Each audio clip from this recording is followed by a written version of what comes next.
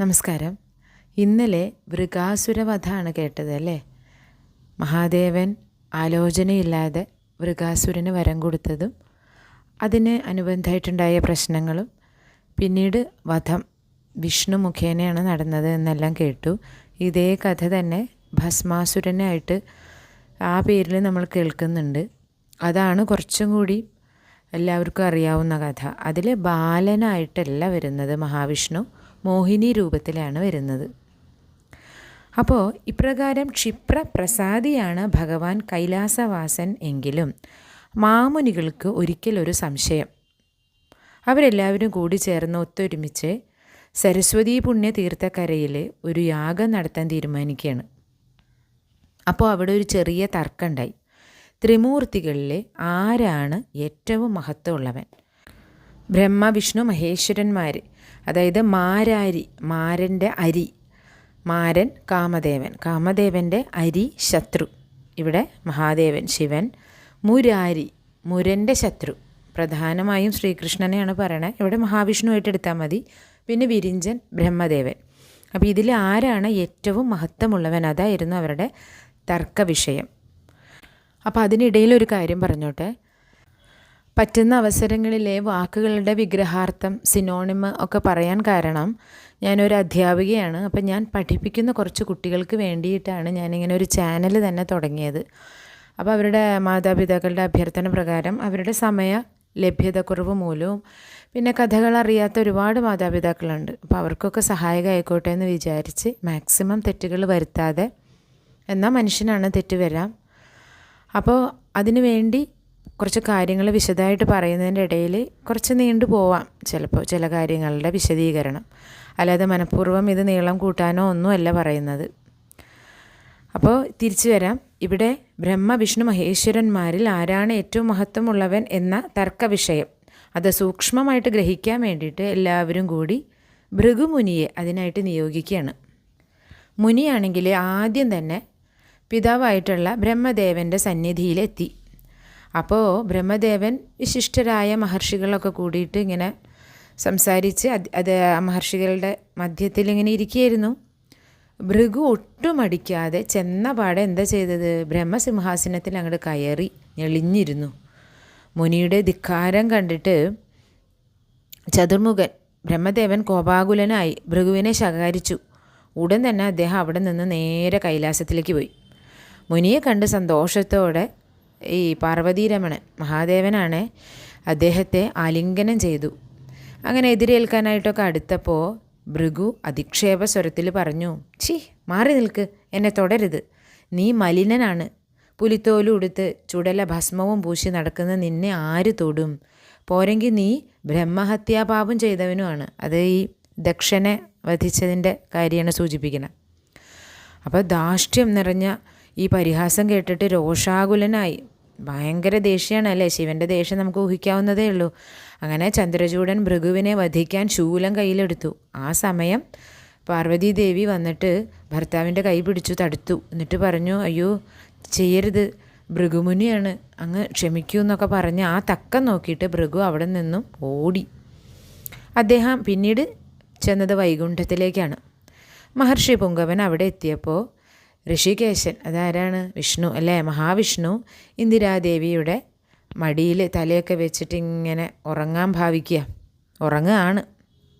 അപ്പം ചെന്ന പാടെ ഭൃഗു എന്താ ചെയ്തറിയോ? ആ കൗസ്തുഭ ഉള്ള ആ മാറുണ്ടല്ലോ, തിരുവക്ഷസ്, അവിടേക്ക് കാല് പോക്കി ഒരൊറ്റ ചവിട്ടങ്ങ് കൊടുത്തു. ആലോചിക്കാൻ പോലും വയ്യ അല്ലേ നമുക്ക്? അപ്പം അങ്ങനെ ചവിട്ട് കൊടുത്തു. പെട്ടെന്ന് ഞെട്ടി ഉണർന്നിട്ട് ഭഗവാൻ വിനയപൂർവം ഈ ഭൃഗു മുനിയോട് ചോദിക്കുകയാണ്, അങ്ങ് വന്നപ്പോൾ ഞാൻ ഉറങ്ങിപ്പോയി, ക്ഷമിക്കണം. എന്നെ ചവിട്ടിയത് മൂലം അങ്ങയുടെ പാദങ്ങൾക്ക് വല്ല വേദനയും തോന്നിയോ? അങ്ങയുടെ പാവന പാദസ്പർശത്താൽ ഞാൻ ഇന്ന് ധന്യനായി. ഭക്തന്മാരുടെ ആഗമനം അറിയാതെ കിടന്നുറങ്ങിയ ഞാനൊരു മൂഢൻ തന്നെയാണ്. എൻ്റെ ശരീരത്തിലുള്ള അങ്ങയുടെ പാദമുദ്രകൾ എനിക്കെന്നും ഓർമ്മയായിട്ടിരിക്കും. ഈ വിധം അരുളി ചെയ്തപ്പോൾ ഭൃഗുവിന് സഹിക്കാൻ പറ്റിയില്ല. ഭൃഗു അങ്ങ് പൊട്ടിക്കരഞ്ഞ് കാൽക്കൽ വീഴാണ്. അപ്പോൾ ഇവിടെ ലക്ഷ്മി ദേവി ഭർത്താവിൻ്റെ ഈ ഭക്തവാത്സല്യം കണ്ടിട്ട് ആനന്ദ പുളകിതയായി എന്നാണ് പറയണത്. ആദ്യം ലക്ഷ്മി ദേവിക്ക് ആകെ വിഷമായി, എന്താ ഈ സംഭവിച്ചതെന്ന് ആലോചിച്ചിട്ട്. അപ്പോൾ ഭൃഗു തൽക്ഷണം തന്നെ മുനിമാരുടെ മുമ്പിൽ വന്ന് 3 സ്ഥലത്തെയും അനുഭവങ്ങൾ വിസ്തരിച്ച് പറഞ്ഞു കേൾപ്പിച്ചു. അപ്പോൾ സത്വഗുണ പ്രധാനനായിട്ടുള്ള മൂർത്തി ശ്രീനാരായണൻ തന്നെയാണ് എന്നവർ വിധി കൽപ്പിച്ചു. അദ്ദേഹത്തിൻ്റെ പൂർണ്ണ അവതാരമായിട്ടുള്ള ശ്രീകൃഷ്ണനിൽ അവർക്ക് പൂർവാധികം ഭക്തി വർദ്ധിക്കുകയും ചെയ്തു. ഇങ്ങനെയൊരു ചെറിയ കഥ എന്ന് പറയാമെന്ന് വിചാരിക്കുകയാണ്. അങ്ങനെ പറഞ്ഞു. ഇനി അടുത്തത് സ്യമന്ത പഞ്ചക തീർത്ഥയാത്രയുണ്ട്. അപ്പോൾ അത് പറയാൻ കാരണം ഇതൊരു ചെറിയ കഥയായിരുന്നല്ലോ, അപ്പോൾ അതും കൂടി ഇതിൻ്റെ ഒപ്പം ഉൾക്കൊള്ളിക്കാം.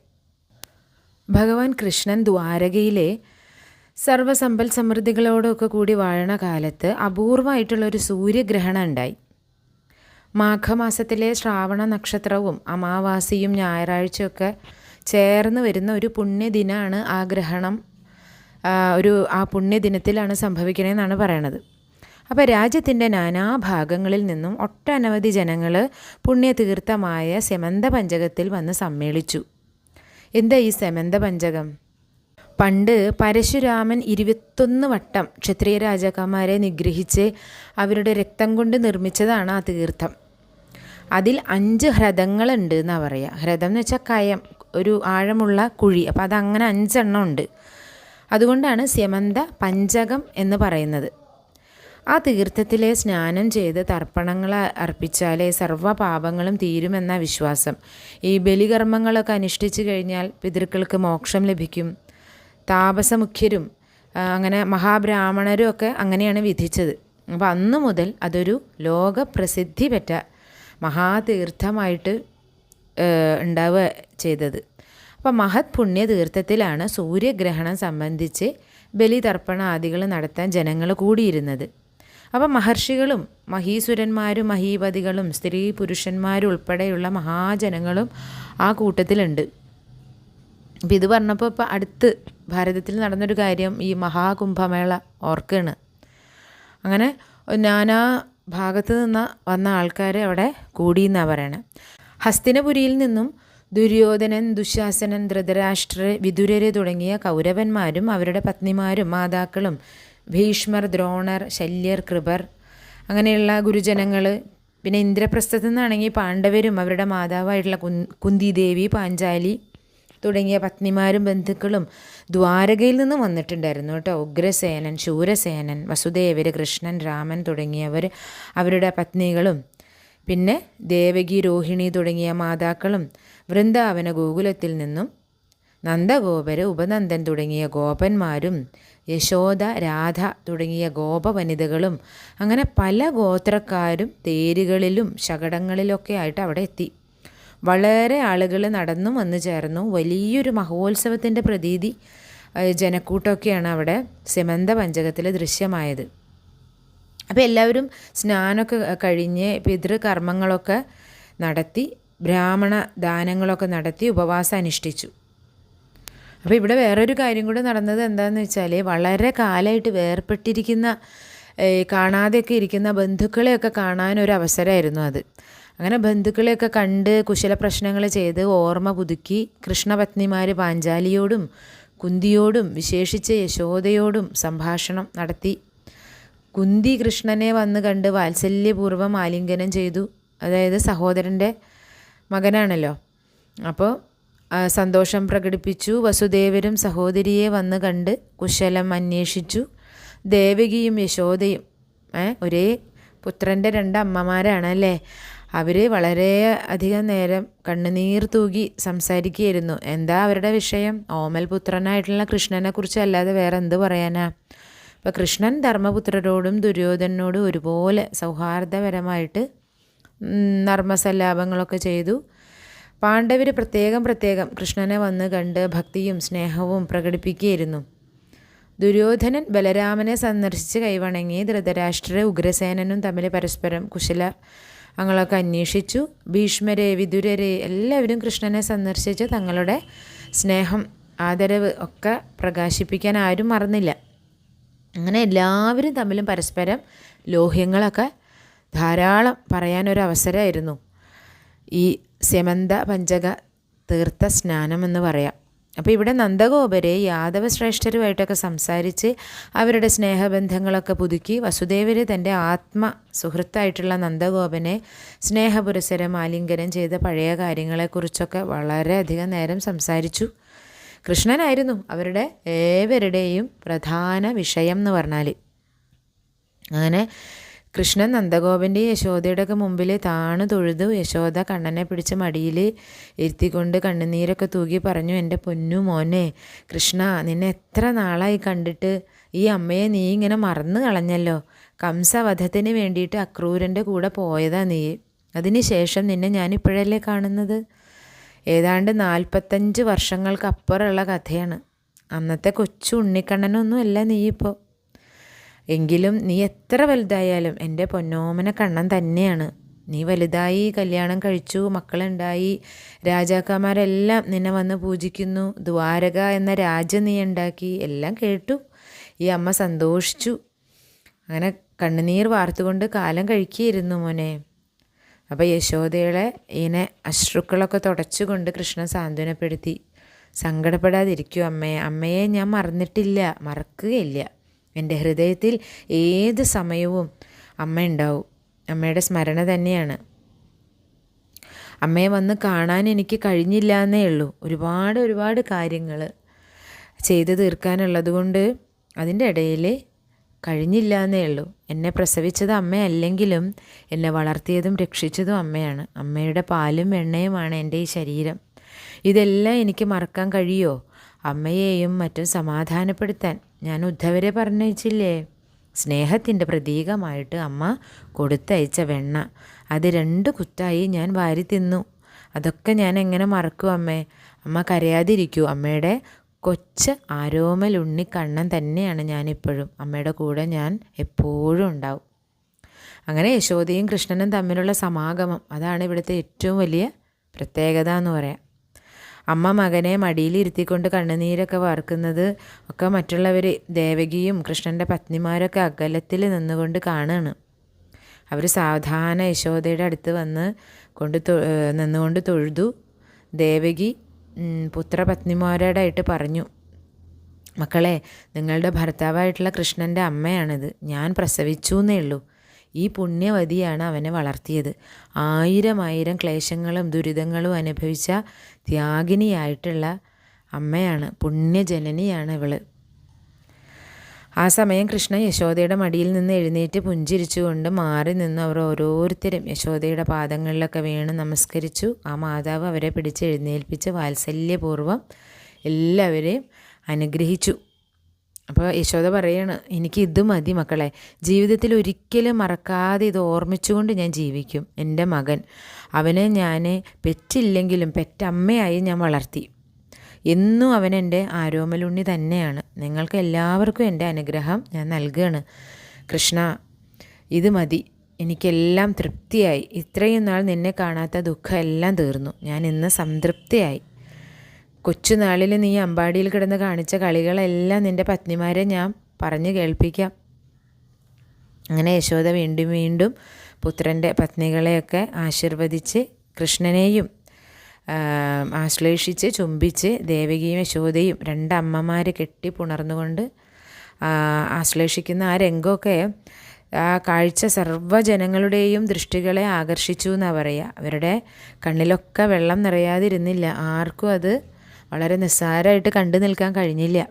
ഒരു മകൻ്റെ തന്നെ 2 അമ്മമാർ, പുണ്യവതികളായിട്ടുള്ള ഒരേപോലെ മകനെ സ്നേഹിക്കുന്ന 2 അമ്മമാർ. പിന്നീട് ഭഗവാൻ പോയത് ഗോപസ്ത്രീകളുടെ അടുത്തേക്കാണ്. ഈ ചാതക പക്ഷികൾ കാർമേഘത്തെ കാത്തു നിൽക്കുന്നത് പോലെയാണ് അവരെ കൃഷ്ണനെ കാത്തു നിൽക്കുകയായിരുന്നു അതുവരെ. അങ്ങനെ 9 വയസ്സിൽ തങ്ങളെ വിട്ടുപിരിഞ്ഞ വൃന്ദാവന സുന്ദരനെ 12 ആണ്ടുകൾ കഴിഞ്ഞിട്ട് കാണുകയാണ്. 40 വർഷം കഴിഞ്ഞിട്ട് വീണ്ടും കാണുക. അപ്പോൾ ഭഗവാൻ അവരോട് പറയുക, എനിക്ക് ഏറ്റവും പ്രിയപ്പെട്ട എൻ്റെ സഖികളെ, നിങ്ങൾ എന്തിനാ ഇങ്ങനെ വിഷമിക്കുന്നത്, കരയുന്നത്? നിങ്ങൾ എൻ്റെ ഭക്തകളാണ്. നിങ്ങളുടെ ബാഹ്യനേത്രങ്ങൾ കൊണ്ട് നിങ്ങൾക്ക് എന്നെ എന്നും കാണാൻ കഴിയുന്നില്ല എന്ന് എനിക്കറിയാം. പക്ഷേ ഞാൻ എപ്പോഴും നിങ്ങളുടെ കൂടെ തന്നെയുണ്ട്. നിങ്ങൾ എൻ്റെ കൂടെയും ഉണ്ട്. കൃഷ്ണനില്ലാത്ത ഗോപസ്ത്രീകളും ഗോപനാരികളില്ലാത്ത കൃഷ്ണനുമില്ല. പിന്നെ എന്തിനാ നിങ്ങൾ എന്ത് വിരഹത്തെ ഓർത്തിട്ടാണ് ഈ കരയണത്? ഞാനും നിങ്ങളും ഒന്നാണെന്നുള്ള തത്വബോധത്തോടെ നിങ്ങൾ പോയിട്ട് ജീവിക്കൂ. ഞാൻ സാക്ഷാൽ പരബ്രഹ്മാണെന്നുള്ള പരമാർത്ഥം നിങ്ങളെ ഞാൻ ധരിപ്പിക്കുകയാണ്. നിങ്ങൾ എൻ്റെ ഏറ്റവും വലിയ ഭക്തകളാണ്. കൃഷ്ണഭക്തി കൊണ്ട് മോക്ഷം അടയുക എന്നുള്ളതാണ് നിങ്ങളുടെ മുഖ്യമായ ജീവിത ഉദ്ദേശം. അതിനായിട്ട് നിങ്ങൾ ജനിച്ചു. എൻ്റെ അദ്ഭുത ലീലകൾ മുഴുവനും നിങ്ങൾ കണ്ടതല്ലേ? വൃന്ദാവനത്തിൽ നാം വിഹരിച്ചു, പല ലീലകളും ആടി. അങ്ങനെ ഭക്തിയിൽ കൂടി നിങ്ങൾ എന്നോട് ചേർന്ന് രമിച്ച് പുണ്യവതികളായി തീർന്നിട്ടുമുണ്ട്. ഇപ്പോൾ നിങ്ങൾ പോയാലും എന്നെ നിങ്ങൾ വിട്ടു പിരിയുന്നില്ല. ഞാനും നിങ്ങളിൽ നിന്നും അകലുന്നില്ല. എന്നെ മനസ്സിൽ കണ്ടുകൊണ്ട് സദാസമയവും എന്നെ സ്മരിച്ചുകൊണ്ട് ജീവിതം നിങ്ങൾ ധന്യമാക്കൂ. ഒടുവിൽ നിങ്ങൾ എന്നിൽ തന്നെ വന്ന് വിലയം പ്രാപിക്കും. അതുകൊണ്ട് നിങ്ങൾ സങ്കടപ്പെടരുത്. സമാധാനത്തോടും സന്തോഷത്തോടും കൂടി ജീവിക്കുക.